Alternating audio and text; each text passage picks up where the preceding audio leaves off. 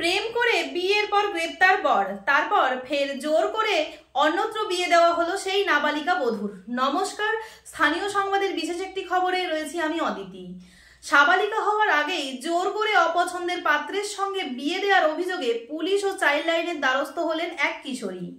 ঘটনা চন্দ্রকোনা থানার গোপালপুর গ্রামে। জানা গিয়েছে ওই কিশোরীর সঙ্গে একই থানার হিরোধরপুর গ্রামের এক যুবক সুরজিৎ দোলইয়ের প্রেমের সম্পর্ক ছিল।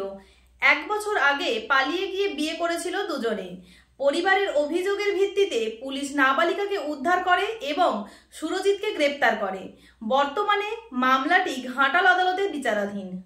আইনজীবী সমীর কুমার ঘোষ জানিয়েছেন, মামলার মাঝেই 2রা মে রাতে কিশোরীর বাবার উদ্যোগে ফের গড়বেতা থানার সন্ধিপুরের এক যুবকের সঙ্গে জোর করে বিয়ে দেওয়া হয়।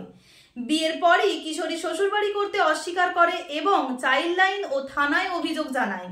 সুরজিৎ দোলই জানিয়েছেন, আমি প্রেমিকার সম্মতিতেই বিয়ে করেছিলাম। মামলা চললেও দুপক্ষের মধ্যে সমঝোতার কথা হয়েছিল। হঠাৎ এই বিয়ে দেওয়ার ঘটনা ঘটায় আমার স্ত্রী মানসিকভাবে ভেঙে পড়ে।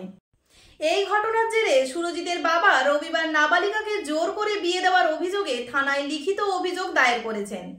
পুলিশ জানিয়েছে, কিশোরীকে উদ্ধারের ব্যবস্থা চলছে।